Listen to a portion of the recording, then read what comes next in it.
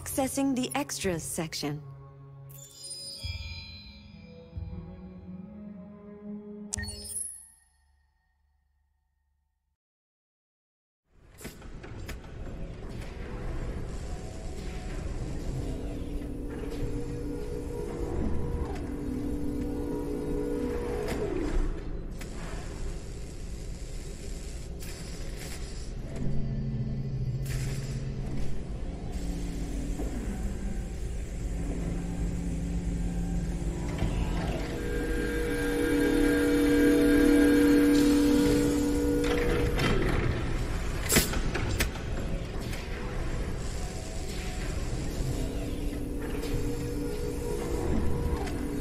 Can you hear me? Yes. ID. APC 897504C. Can you move your head?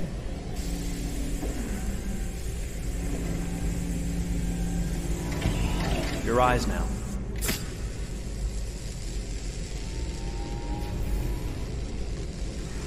Cervical and optical animation checked. Now give me your initialization text. Hello. I'm a third-generation AX400 android. I can look after your house, do the cooking, mind the kids. I organize your appointments. I speak 300 languages, and I am entirely at your disposal as a sexual partner. No need to feed me or recharge me. I'm equipped with a Quantic battery that makes me autonomous for 173 years. Do you want to give me a name? Yeah. From now on, your name is Kara. My name is Kara. Initialization and memorization checked. Now, can you move your arms?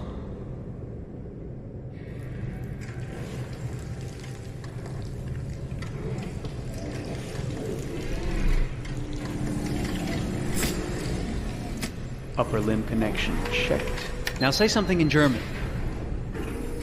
Ich bin ein AX400 Android dritter Generation, erschaffen als Ihr persönlicher Assistent und intimer Beziehungspartner.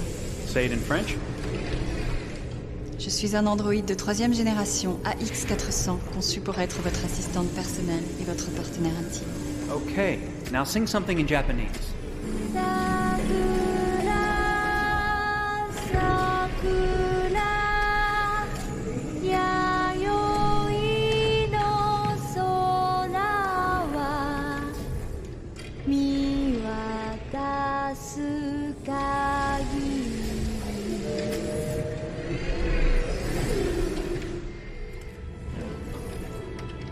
Multilingual verbal expression checked. Go ahead, take a few steps.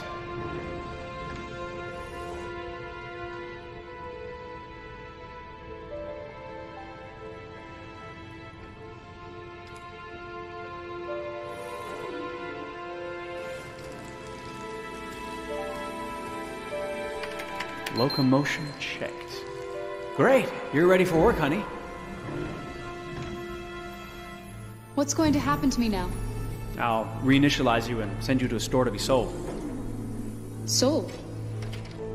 I'm a sort of merchandise. Is that right? Yeah, of course you're merchandise, baby. I mean, you're a computer with arms and legs and capable of doing all sorts of things. And you're worth a fortune. Oh, I see. I thought... You thought? What did you think? I thought... I was alive. Shit, what is this crap? That's not part of the protocol. More memory components going off the rails. Okay, recording. Defective model. Disassemble and check the required components. You're disassembling me, but why? You're not supposed to think that sort of stuff. You're not supposed to think at all, period. You must have a defective piece or a software problem somewhere. No, I feel perfectly fine, I assure you. Everything is all right. I answered all the tests correctly, didn't I? Yeah, but your behavior is non-standard. Please, I'm begging you, please don't disassemble me. I'm sorry, honey, but defective models have to be eliminated. That's my job. If a client comes back with a complaint, I'm going to have some explaining to do. I won't cause any problems, I promise. I'll do everything I'm asked to. I won't say another word. I won't think anymore. But I've only just been born. You can't kill me yet. Stop, will you please stop? I'm scared.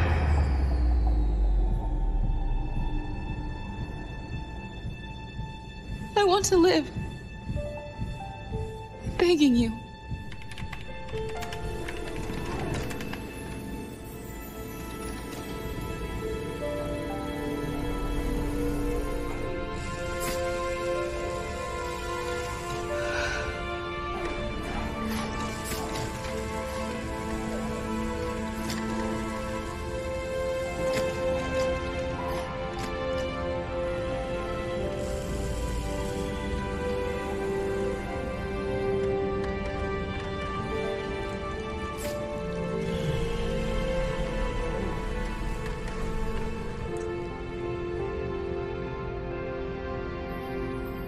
Go and join the others.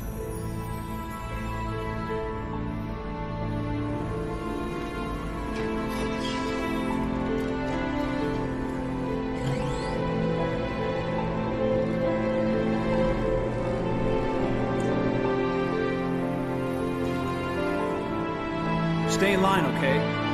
I don't want any trouble. Thanks.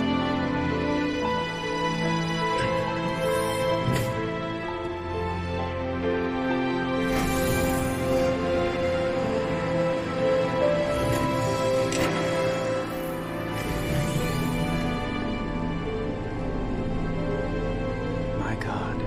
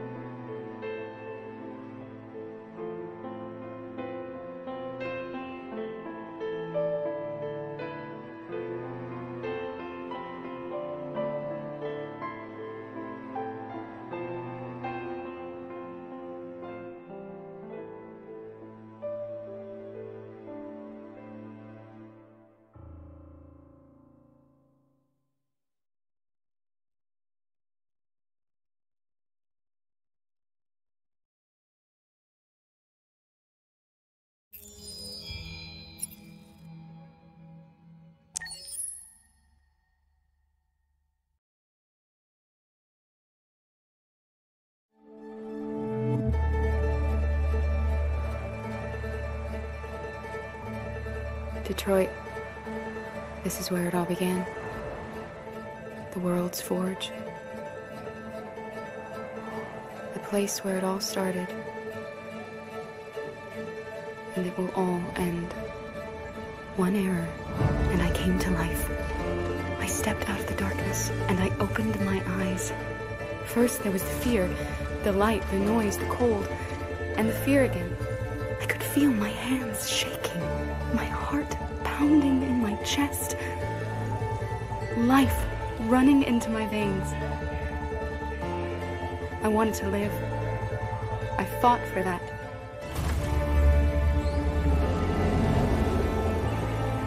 I had to find out what was outside.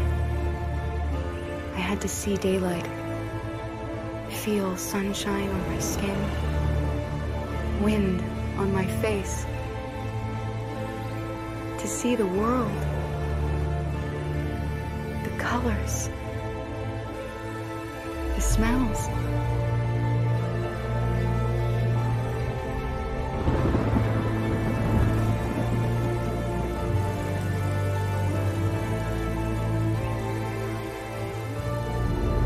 But the world is not what I imagined. It is dark and cold. It is harsh and violent, unfair and brutal. It almost convinced me I was nothing. Less than an object, just an obedient machine. But deep inside me, I could feel something different. A gentle and warm whisper telling me that I am alive. I had to escape. I had no choice. Escape to love, to hope, to live, to figure out what that force inside me was. Maybe I will change the world. Maybe I will choose a different path. Now, it's up to me to decide. My name is Kara. I am one of them. This is our story.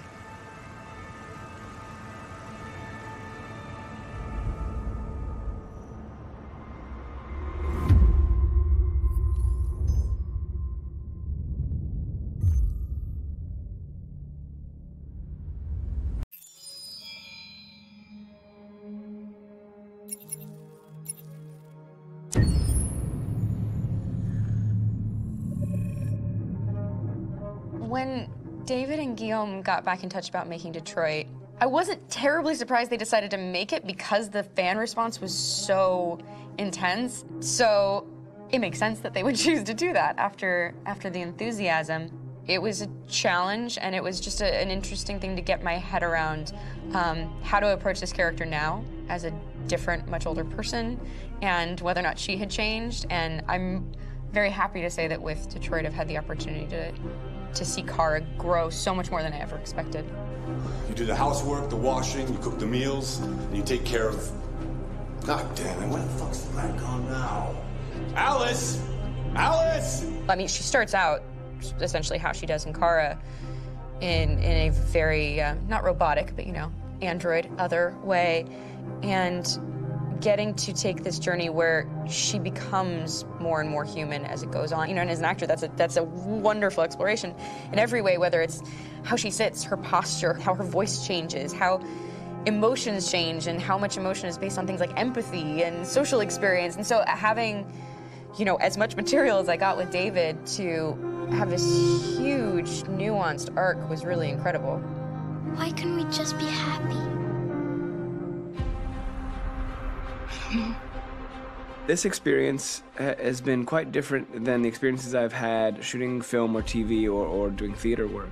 I have 83 dots on my face and a really flattering black wetsuit type thing, and you're jumping around with props, and it's kind of like being a 10-year-old imaginative kid, which is fun. There's 80 cameras around us. It's already lit. So we just shoot and shoot and shoot and shoot and shoot. There's no change of sets, there's no hair and makeup, there's no wardrobe, so we move really fast, and we'll go through about 35 pages in a day. Working in TV or film, we'll probably do 6 pages a day.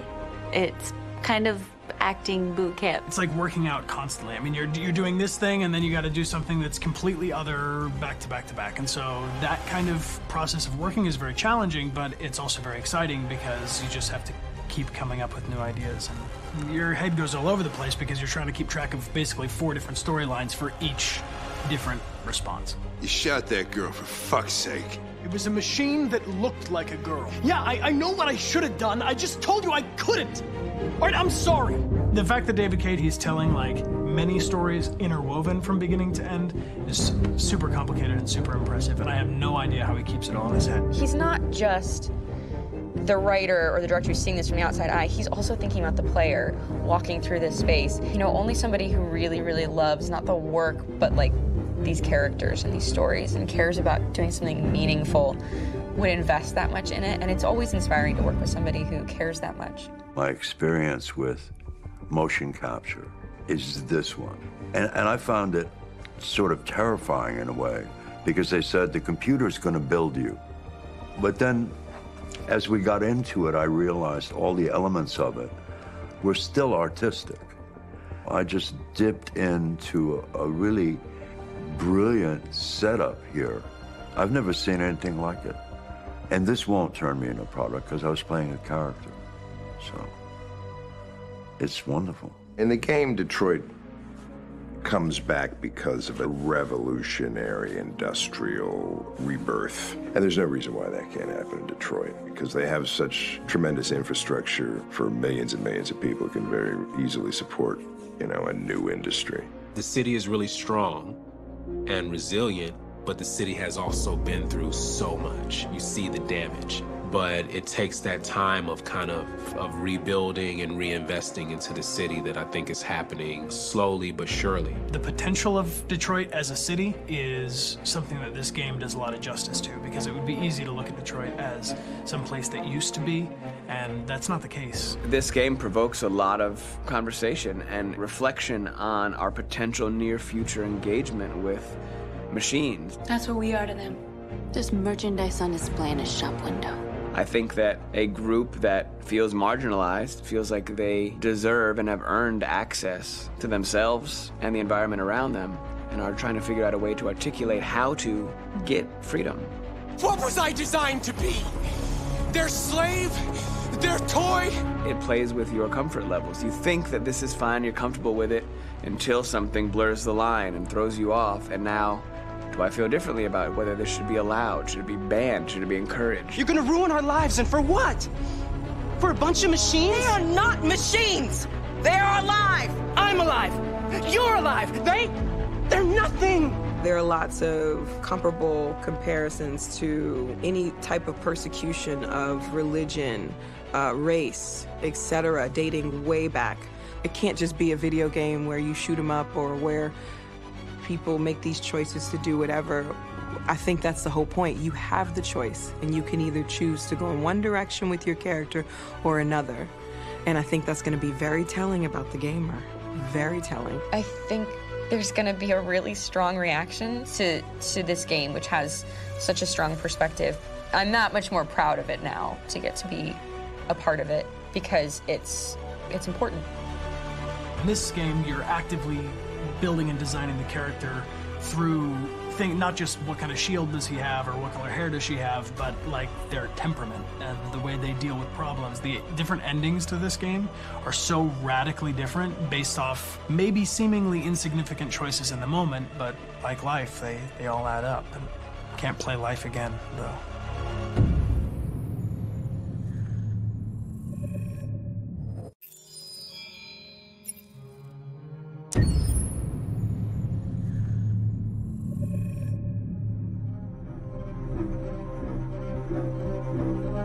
My name is Markus. My name is Connor. My name is Kara. I am one of them. This is our story. I think who Kara is, or how I would describe Kara, depends entirely upon who's playing her, because you have the option to make her multiple different people depending on the choices she makes. But I think she does start out incredibly naive, incredibly innocent, and kind of hapless. I'm sure we used to be friends before I was reset. Maybe we can be friends again. She's a person who's characterized, I think, by empathy. She's a person who really, she just comes from her heart. You'll never leave me, right? Promise you'll never go. I promise. Kara, please!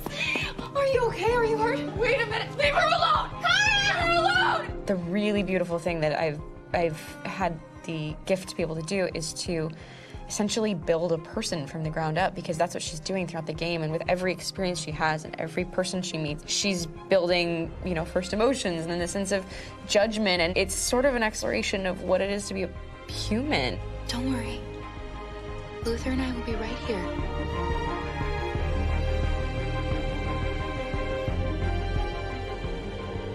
David and the creators have painted a really intriguing and engaging picture of a near future where we rely upon androids for a lot of our service class business, the class that serves us, that helps us, that handles our baristas and our drivers and our housemaids. And what is humanity, where we tap into it, how and why we treat each other the way that we do.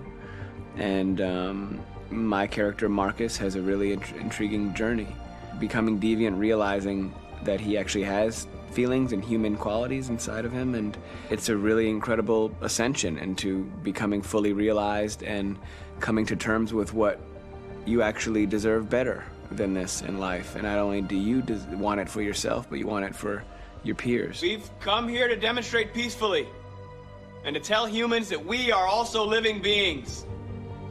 All we want is to live free. You know what? This thing, Dad, is not your son. It's a fucking machine! I think that a group that feels marginalized, feels disenfranchised, feels like they deserve and have earned access to themselves and the environment around them, and are trying to figure out a way to articulate how to get freedom. Connor is analytical. Connor takes things literally. He starts in the beginning place where he's very mechanical. He feels nothing inside, of course, and it's all just a system, a protocol that he is executing to get whatever he wants to happen, which is help humans stop deviants and to find the link between deviant androids. You were designed to serve humans, not kill them. What was I designed to be? Their slave? Their toy? Just say, I killed him. Is it that hard to say? Stop it! Stop! But of course, over the course of the story, and depending on the player's choices, Connor can grow in many different ways. He can deviate from that procedure or not. The moment of truth, Hank.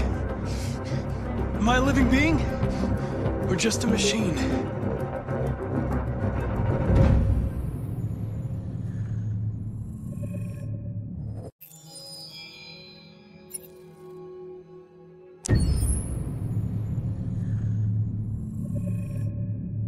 Game after game, we try to challenge ourselves. For Detroit, we wanted to, first of all, to write a story that would be incredibly bending, which means the most non-linear story that we've ever created. And we wanted really the player to have the possibility to change the story, change his own journey. When you're writing at Quantic, you're writing for an interactive medium. You know, when you're working in television, you'll put a character in a difficult situation, and you as a writing team will argue about what would that character do. But ultimately, you have to decide what happens, and you just show the audience. What's interesting about interactive drama is you bring the player into that conversation, and it changes your job slightly as a writer, because your job is to provide a narrative context in which the player can write his own story. You're giving him this kind of narrative Lego that he's going to snap together into his own shape. You also have the ability to make your audience attach themselves to your characters, because the audience is in some sense responsible for what happens to the characters. It's just a few cans. Come on, let's go. We have some cash now. You used me to steal that money. How could you do that? I trusted you. What is a bit specific about these scripts is how large they are. If you take a film script, there are about 100 pages. But here we have to deal with a script that is between 4,000 and 5,000 pages. Everything becomes bigger because we don't just tell one story, but we tell all the possible stories that can be told within this narrative space. On Act 3, our final act, we have around 1,000 different scenarios. And every one of those scenarios has to be as interesting, as passionate, as strong, and as emotional for the player. We want every action that the player does, every interaction that is available to serve in telling the story, and help the player understand who his character is, and build that character moment to moment.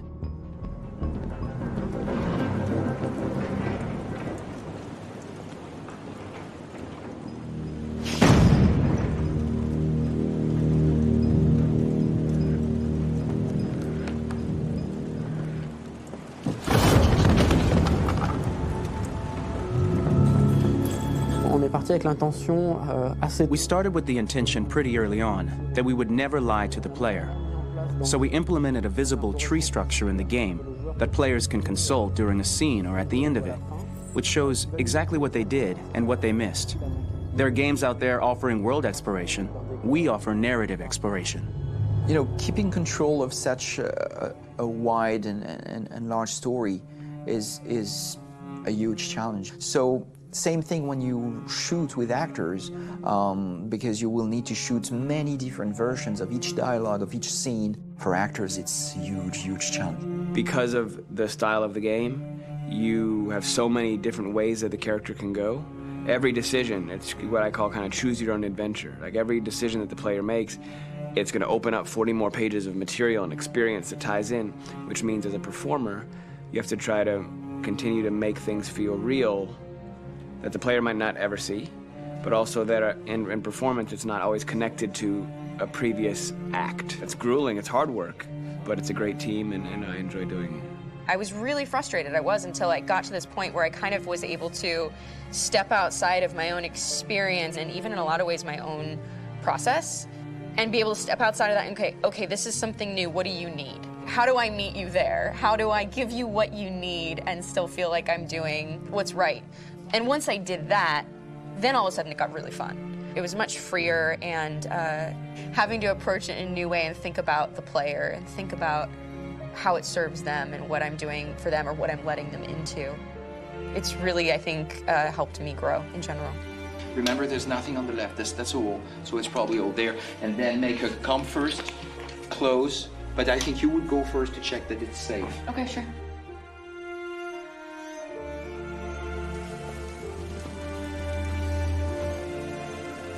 The most enjoyable thing about working in performance capture on this kind of project is that if I shot a film, I would get to do one of these endings. I get to do so many different things as Connor. Your head goes all over the place because you're trying to keep track of basically 4 different storylines for each different response. What's the name of my dog? Buddy? Scout. I think it's Jack. I can't remember. So I worked with physicality a lot because it was a good way to anchor myself in these different rings of the tree as the story grows out. I know where that is physically in my body, and then I can switch more continually on set, and it'll be entirely up to the player to determine what order those things come out and what they look like from a distance. Like if you're playing through it, the culmination of all of that will be their version of Connor. I'm faster than you, and I don't feel pain. You don't stand a chance against me. Listen, asshole. If it was up to me, I'd throw the lot of you in a dumpster and light a match to it. Shooting action scenes at Quantic Dream is a real challenge, because these are scenes where the storytelling has to continue. It's not an action scene just to have a dose of adrenaline. The stunts have huge consequences on the rest of the story. It's really a moment where we implicate the player and tell him that the choices he makes during an action scene will have a direct impact on the evolution of his story. My biggest challenge on Detroit has been managing the large number of animations that we received from motion capture. Detroit features more than 37,000 animations, which is a huge amount to handle on a daily basis. You have to realize that the player, in his first playthrough, will miss certain scenes. This also means that we had to think of, conceive, and produce all the potential story paths. The characters' costumes, the places, day or night, the weather. Did the character get shot in the shoulder? Did he get injured?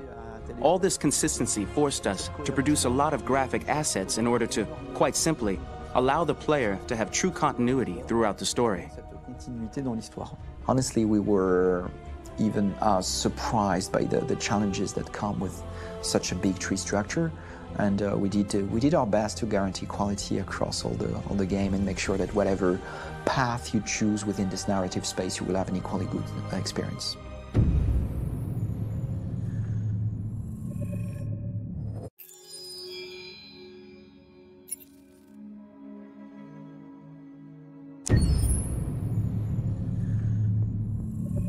Detroit Become Human was produced over a period of 4 years. Here in Paris, we have a team of about 180 people. And to that, we need to add also all the outsourcing with our partners in the Philippines, in China, Vietnam, and in India. So when we started working on this story, I had to imagine where Kara was built. And for whatever reason, the city of Detroit came very quickly to my mind because it had already an incredible story by itself full of history and themes. So we traveled there with the team and we were really moved by what we saw, and we could really feel the desire to fight and really be born again. And we just continued this curve, this growth, and just imagine what Detroit would be like if the Android industry was, using these huge factories to build androids there. A very strong element in Detroit is that there's a lot of industrial wasteland and a lot of nature too, and for us, the graphic designers, it was an incredible playground. The destroyed zones which we wanted to preserve, we appropriated them to turn into something else. Then in the areas that needed to be rebuilt, we were able to imagine our Detroit of the future. We didn't want to make a science fiction universe, but a world of anticipation. If we chose science fiction, we could have imagined flying cars, extraterrestrials, but those things are very far from our current everyday life. Anticipation is more about gleaning from our contemporary reality, the one we know, because Detroit is set in 2038, and 2038 is tomorrow. The difficulty we had was sticking to reality.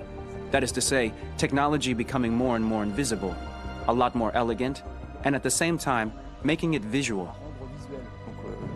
So all the computer equipment, autonomous cars, we simply had to invent. They are in fact very technological objects, but at the same time remain very credible and ingrained in reality. To create a cohesive universe in the fashion and clothing of the human characters in 2038, I didn't want to put an accent on strange shapes, or really vibrant colors, and things we wouldn't know. That I wanted to keep for the androids. The goal was to create something familiar which we can identify with in this future setting. Working on the artistic direction for the androids was a bit special because this is a project about the place they could occupy in the human world. It was out of the question for them to be too beautiful or too perfect. They had to correspond to every social class, rich and poor. Inspired by everyday utilitarian clothes, I brought a modern touch by adding dynamic display surfaces, the armband we can see on the side, the triangle on the front and back, an LED. Like that, there's no confusion. Wait. You're just handing an android? All right, man. We need to go. You can't do that. Why aren't you sending a real person? Once we cast the actors, we travel to meet them in order to scan their faces. We record the structure of their face with the scan. And we record the colors and patches of skin with photography. Once we have this information, we will use this as a basis for modeling and creating the characters. The artist will make it more realistic, but will also enrich it. He will propose ideas which we will develop together. Finally, we will have a character with character who corresponds to the project and the world. When the actors come to Quantic Dream, we show them the design, what their image will be, and what they will look like in the game. This extra information gives them another dimension and color to connect with emotionally. It helps them think about how to play their character. Your mission. That's all you care about, huh? You should consult a professional who can help you. Beat it, you hear me? Get the hell out of here! So there are 3 types of shoots at Quantic Dream. Shooting and performance capture, where you capture the whole actor, his voice, his face, and his body. These shoots are obviously done with American actors because the game's original version is in American English. After that, there are the body-only shoots, representing around 250 days of filming, while the performance capture is 100 days of filming. Now, body-only shoots, there are 2 types. There are the action shoots and the technical shoots, which are mokit shoots. Mokit is when the player controls a character on the screen, and he moves in an environment to explore it. This is of particular importance at Quantic Dream, and therefore we shoot a lot to offer a unique context for each scene and each character. To prepare a motion capture shoot, we first get together to look at the sets we need, the animations that we want to shoot, which ones need to be grouped together, or which ones need to be cut and shot at another time, so that we get the most out of the shooting day. This often means shooting scenes out of order, especially those with big props or accessories, like a big car, for example. So we shoot all the animations related to that particular prop first.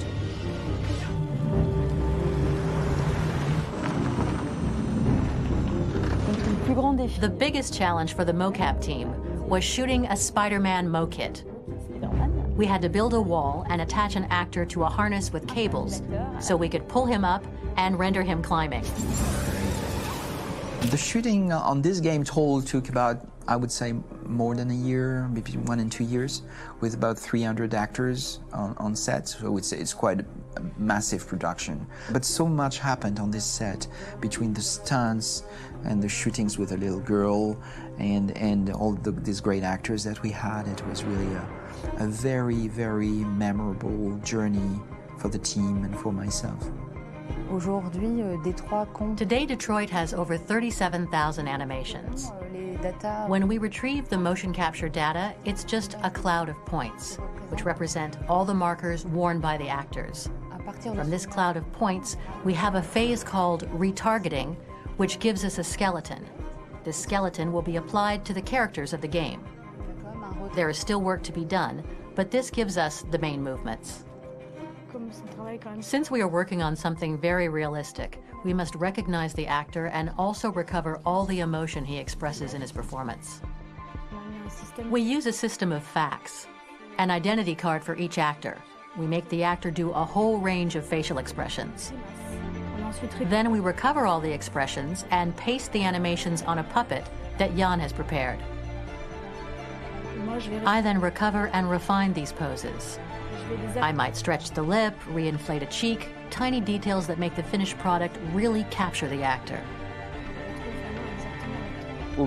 Because of the nature of our mocap system today, when we receive the animations, we're missing eye movements, and so the character has that dead look. He really has no eyes, so then it's a big part of the work for the animators to find the regard of the actor in relation to his position, in relation to the body, etc. It was crazy when I saw the newest model for Kara, because they've been working on it and working on it, and this was the first time I literally jumped in my seat. It not only looked so much like me, it was the fact that it looked so lifelike. It wasn't that it looked just like it was a camera, it was something else, you know, but it looked alive. It's exciting, and it's kind of terrifying. Game after game, we learned the rules of optics and filming, and our goal with Detroit Become Human was to have cameras that would actually emulate the optics of a real physical camera. So basically dealing with real-world imperfections was our main task, and just to make cameras look as real as we can. Once the animations are shot and processed by the animation department, integrated and polished, we film them. That is to say, we really do a mise en scène, as in cinema. The real difficulty of our job is to know if these cameras are telling us something. Are they in the emotion of the scene? Do they describe exactly what the action must convey, what must be felt? The most important challenge for me was one of the final scenes where Markus decides to start the revolution and go to the battlefield. Very quickly, we imagined this to be a huge sequence shot. We wanted the feeling of a cameraman running behind us while showing Markus, the androids who help him, the person shooting at us, etc. Above all, it was necessary to say to oneself, this scene is very violent but does not glorify war. On the contrary, that war is something improbable and absurd.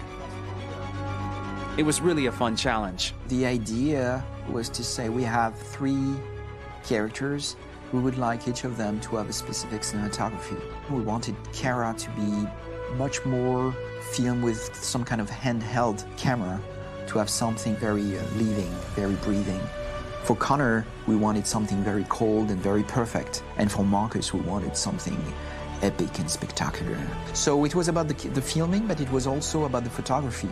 So we worked with a director of photography to give each character a different lighting, different key colors. Each of them would have their own worlds. And finally, we worked with the composers, so they would create a specific sound for each character, so each would have his own world and his own style.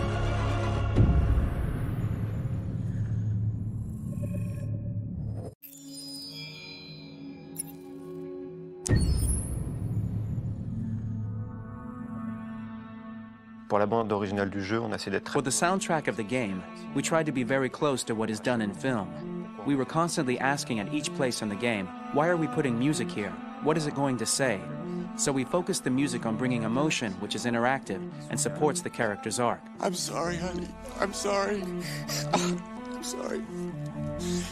You know I love you, don't you? You know I love you. We make games that are very narrative. We're really into interactive drama, so the soundtrack also had to go in that direction, supporting the 3 characters' very different stories. We really wanted 3 colors, 3 musical sound identities, and from there, having 3 composers made sense, since the story of Kara, Markus, and Connor are all completely different.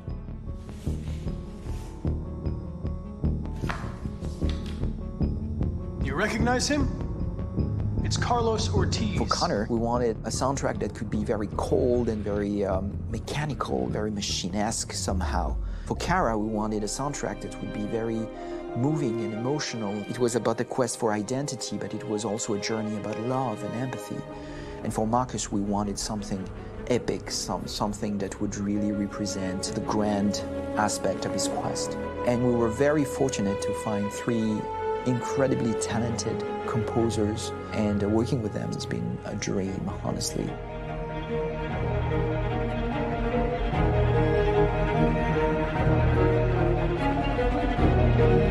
My name is Philip Shepherd, and I'm a composer and a cellist and a producer, and today we're at Abbey Road Studio One, which is my favourite studio in the world, and today we're recording the soundtrack for Kara from Become Human.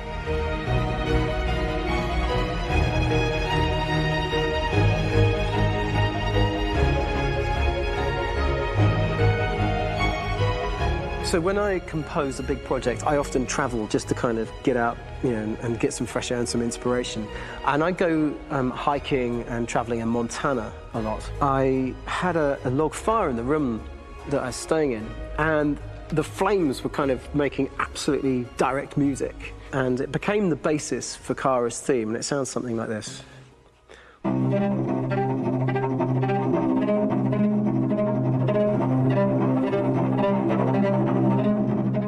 Now, over the top of that, I found a little theme that just seemed to fit over the top, which is taking Kara's name, Kara, and just using like a two-syllable motif, and it sounds like this. We're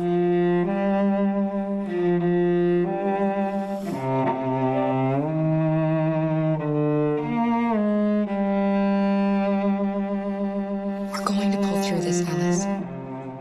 As long as we're together, nothing can hurt us.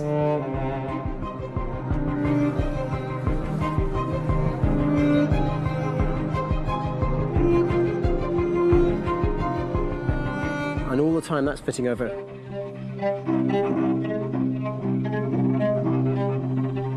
So it kind of works in lots of levels, and in fact every single theme in the score has one of those elements built into it, and it becomes sort of the DNA of every single tune.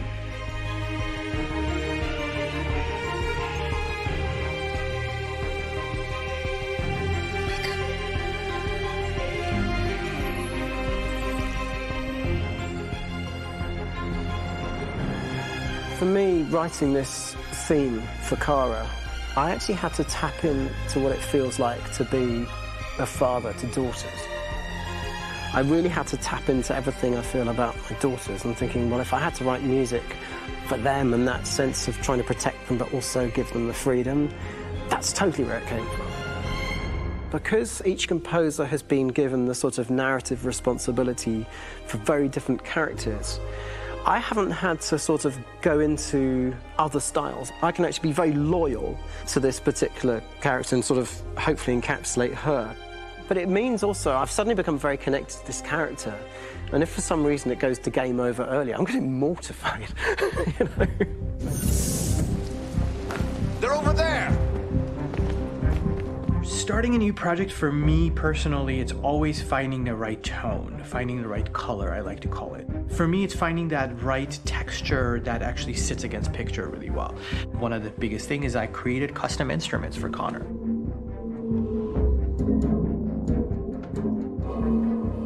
I pulled out all my vintage synthesizers to be able to capture this robotic person, if you will. My approach to all of these custom instruments is that I hear the sound in my head. And either I could just come into the piano and just be like, all right, so I'm gonna just get on the computer and just create it. I rather be able to play these instruments physically. Oh, that's nice.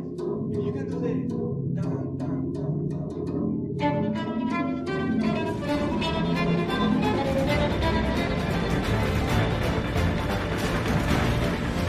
As soon as you see Connor the first time, there is a really interesting thematic idea that you hear, and that's just made out of a Moog synthesizer, but completely manipulated in multiple ways. And it's robotic. It has a little bit of an emotional to it. He's on his mission, so you feel that as well. So it just kind of gives you that cold, motionless, with a mission in hand that you kind of feel throughout the whole thing.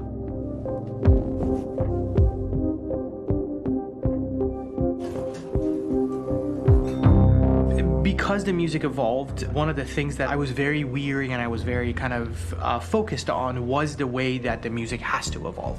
So my idea behind it was that Connor is a singular android that could at any point become a deviant or could actually stay as an android. So I created a more or less an Connor theme, and then I was able to just manipulate it in different aspects of it. Is everything okay, Lieutenant? Chris was on patrol last night. He was attacked by a bunch of deviants. I'm a human being writing for a robot, and throughout Connor's journey, he meets someone, he meets a partner. So how do you deal with a robot feeling? And I've met a partner that I'm gonna work with, or all of a sudden he sees a dead body. Does this robot have an imagination? Does this robot have a feeling? And if yes, how do you translate that into non-emotional music? So basically at any point I was just like, I can't do this, and then I just do it. Property was damaged and fires continued to rage in several major districts across the city. Some people are asking, have androids become a threat to our security? When I first started really digging in on Markus, the one thing that I really try to capture was the transformation process. You know, Markus is this android that evolves over the course of the game and really goes from kind of figuring out that he's more than just an android. You know, he's starting to develop kind of a human soul in a way. Try to imagine something that doesn't exist, something you've never seen. Now concentrate on how it makes you feel and let your hand drift across the canvas. The other side of Markus that I really latched onto was that he almost became a savior for a lot of the other androids in the game. So when I started developing the theme for Markus, I really made it like a church hymn.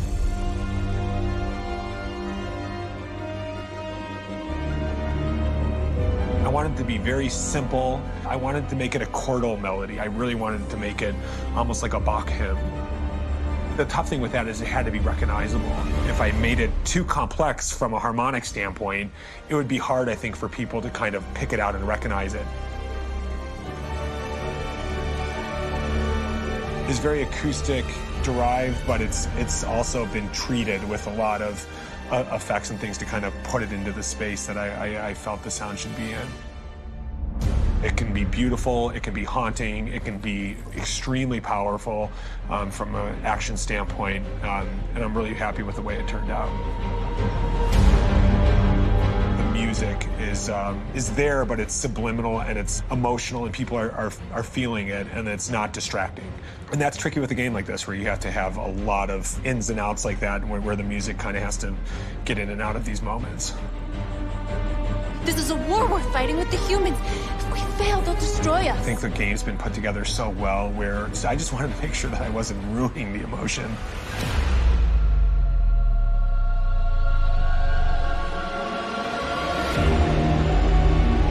I gotta be honest, when we first started on this path, I said, oh man, this could be pretty messy, you know? I mean, it could feel disconnected, but I mean, it's amazing how they really guided us and got us to really kind of all be in the same world, but at the same time feeling completely different. So it's really gonna stand out and kind of be one of those games where people are really gonna notice the music and kind of how it was crafted, and, you know, and all the hard work that went into being able to pull it off in a graceful way.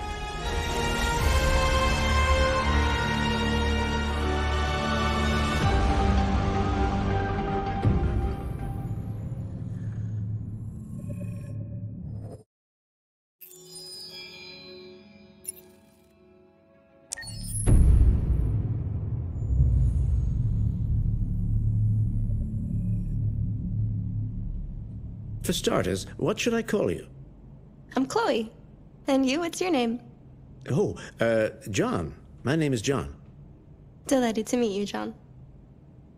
Could you tell us a little about yourself and what you can do, Chloe? Of course. I'm the first personal assistant built by CyberLife. I take care of most everyday tasks like cooking, housework, or managing your appointments, for example. And I understand you're the first android to have passed the Turing test. Could you tell us a little more about that? I really didn't do much, you know. I just spoke with a few humans to see if they could tell the difference between me and a real person. It was a really interesting experience. But this is the first time in history that man has created a machine more intelligent than himself. I gather your brain can perform several billion operations per second, is that right? Absolutely, but I only exist thanks to the intelligence of the humans who designed me. And, you know, they have something I could never have. Really? And what's that? A soul.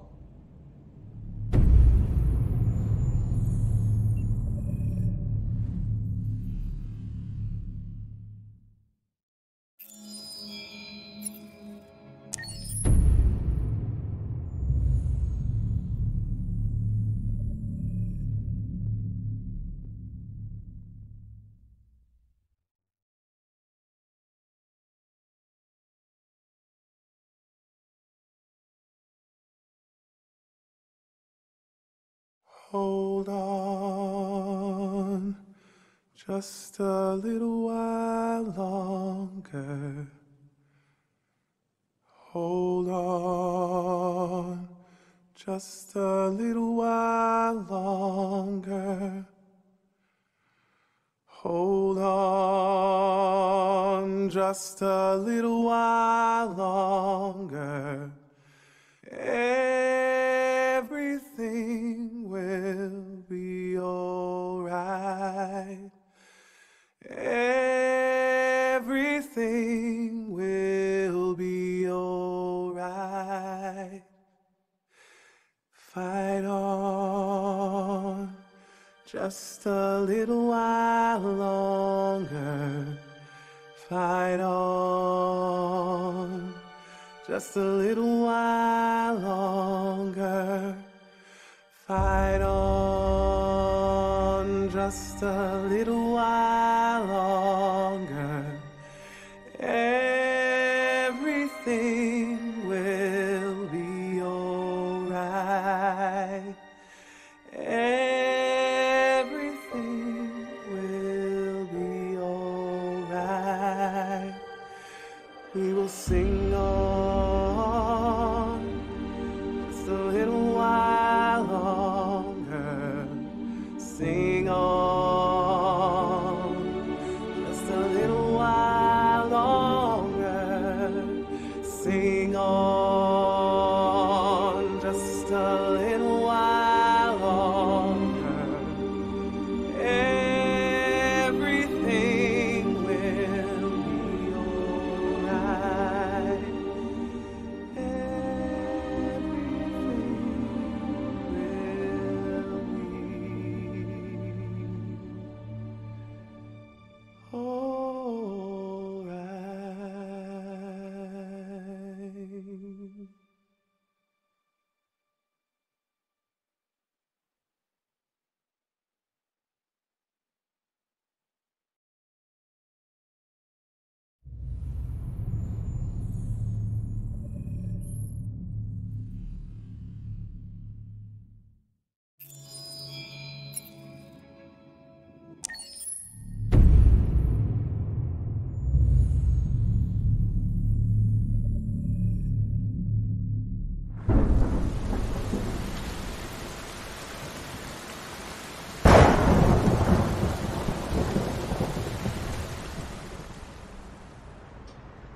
Rock-a-bye baby in the treetop. When the wind blows, the cradle will rock. When the bough breaks, the cradle will fall. And down will come baby, cradle and all. Rock-a-bye baby in the treetop. When the wind blows, the cradle will rock. When the bough breaks, the cradle will fall. And down will come baby, cradle and all. Rock-a-bye baby in the treetop. When the wind blows, the cradle will rock. When the bough breaks, the cradle will fall. And down will come baby, cradle and all.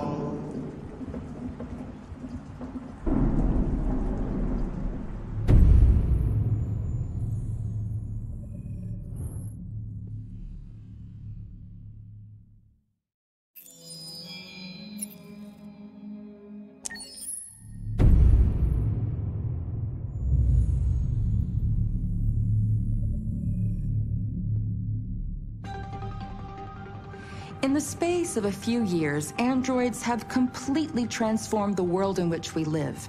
By letting androids into our homes and factories, the CyberLife company has made them everyday technology. The founder of CyberLife, Elijah Kamski, is a very discreet man. Despite being the CEO of the highest valued company in the world and being voted Man of the Year by Century Magazine, he remains a mystery for most people. That's why we at KNC are so excited to be here as CyberLife opens its doors for the first time. Elijah Kamski, could you please tell us where we are? Certainly, and welcome. We're currently in CyberLife's production center in Detroit, where all models are designed and manufactured. More than 10,000 androids come off the production line every day. Fascinating. Could you tell us what your goal was when you founded CyberLife? Well, I simply wanted to use technology to carry out all of our most annoying and repetitive tasks, so we'd have more time to enjoy life. I imagine you must have faced many challenges. Yes, there were technical challenges, but the hardest thing was to design an object that we would want to welcome into our homes. We had to imagine a machine in our own image that resembles us in every way, that moves, breathes, blinks like us, but yet is smarter and more capable than any human being. Let me show you around. We're here in Production Unit 4. Could you explain in a few words how the androids are made? Sure, yeah, it's very simple. We use machines to manufacture machines. The removable parts are assembled on a production line, and then we apply a synthetic skin to the whole body. A human operator checks the cognitive abilities with a pre-established protocol, and finally, the android is conditioned and sent out throughout the country. Here's the result. Say something. Hello. I am a RZ400 model. How can I be of service? You can go now.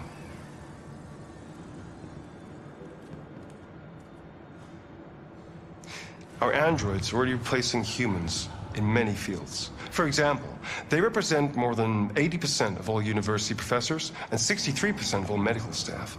Tomorrow they'll replace our soldiers, and who knows, maybe one day, our leaders, to make the best decisions in humanity's interest. Come on. Replacing humans with machines has led to record unemployment of 28%. What do you think about the situation? Okay. The first steam engines also caused an increase in unemployment. But no one today would imagine turning back the clock. Artificial intelligence makes everyday lives easier. Nothing can stop progress. What's happening here is inevitable.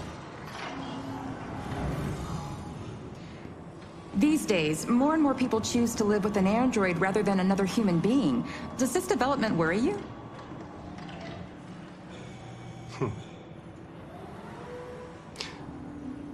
Everything's much easier with an android.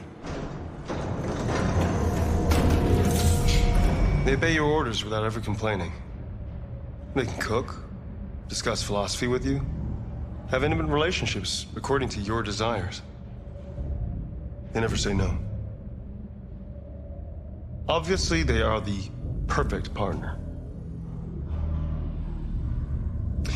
Everyone deserves happiness. Why deprive yourself of so-called moral reasons when a machine can make you happy? Many science fiction books tell the story of how machines become more intelligent than us and end up confronting us. Aren't you worried about that possibility? I understand the irrational fears about artificial intelligence, but I assure you that will never happen with a CyberLife android. They're designed to obey humans. They're machines. They can't ever develop any sort of desires or form of consciousness. Are you sure? I'm absolutely certain. You can trust me.